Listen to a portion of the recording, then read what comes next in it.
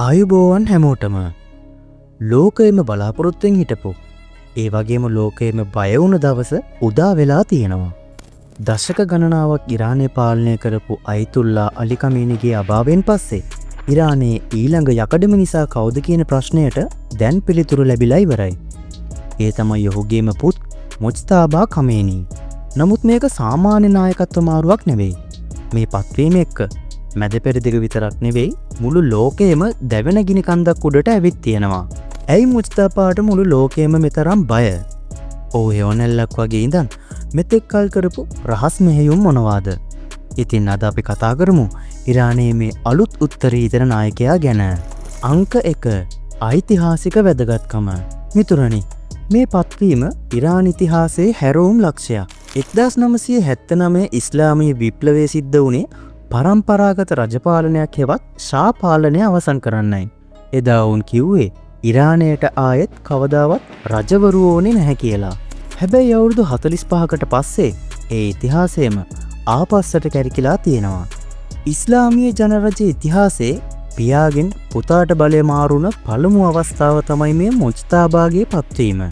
ලෝක දේශපාලන විචාරකයෝ කියන්නේ දැන් ඉරානය කියන්නේ ආගමික ජනරජයක් නෙවෙයි, ඒක කමියුනි රාජවංශයක් කියලා. මේක ඉරාන ජනතාව අතරත් ලොකු කුතුහලයක් වගේම නොසන්සුන්තාවයක් ඇති කරලා තියෙන කාරණාවක්. අංක 2 සෙවණැලි බලය සහ රහස් හමුදාව.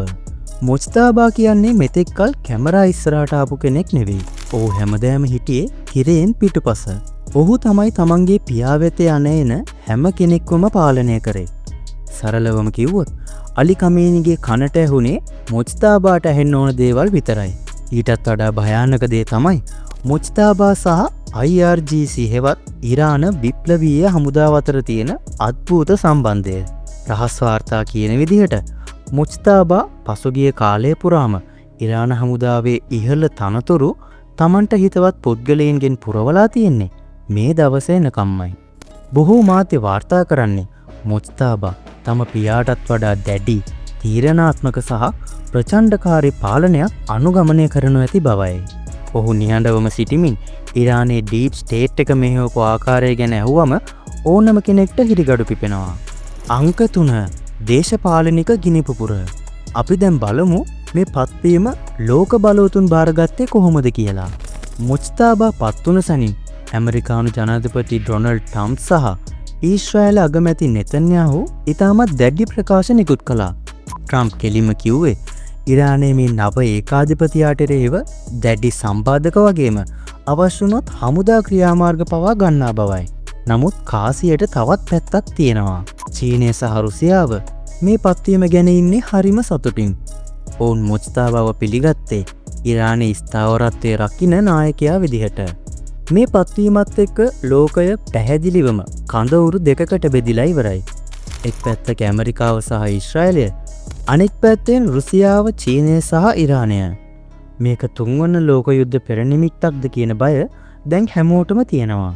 ඉතින් මිතුරනේ, මුජ්තබා කමීනි කියන්නේ ලෝකයේ සාමය උදා කරන නායකයෙක් වෙයිද?